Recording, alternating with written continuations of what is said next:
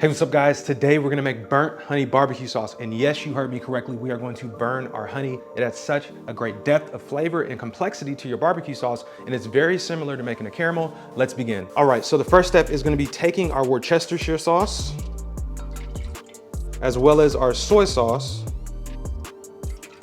and combining it in this bowl. Next, I'm gonna add my dry spices: hickory smoke powder, garlic powder, onion powder, Scotch bonnet pepper. You can substitute that with cayenne pepper, salt, and black pepper. Now we're gonna whisk to combine these. That way, when we add them to the burnt honey and the ketchup, they don't clump up.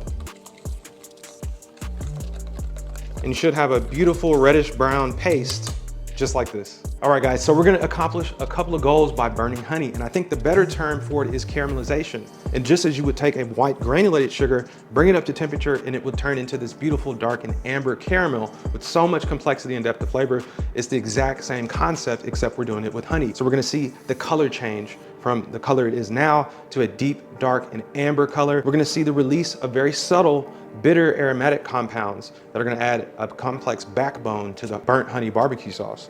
We're also gonna see the honey actually get less sweet. That's one of the magic things that happens when you caramelize sugars. So just follow along the recipe and we're gonna get started. All right, so we're gonna start by burning or caramelizing our honey. We're gonna go into a preheated saucier and bring this honey up to temp.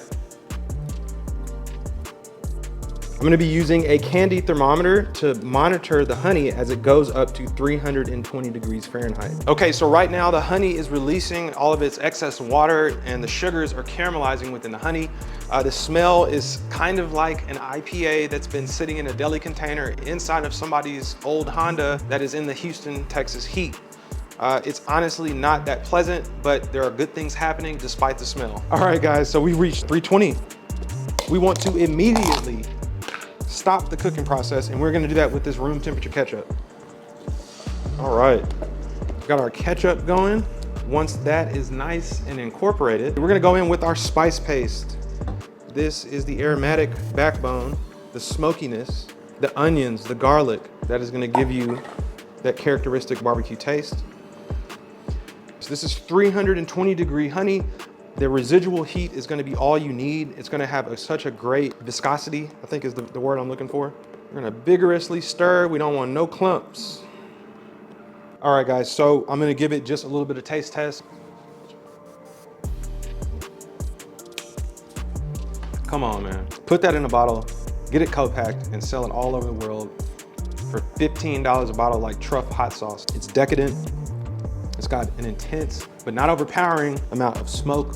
The vinegar and the acidity is just perfect. And then the Worcestershire sauce and the soy sauce, but just giving us those really good acidic and umami compounds. So it's cooled slightly. I'm gonna go ahead and jar this up.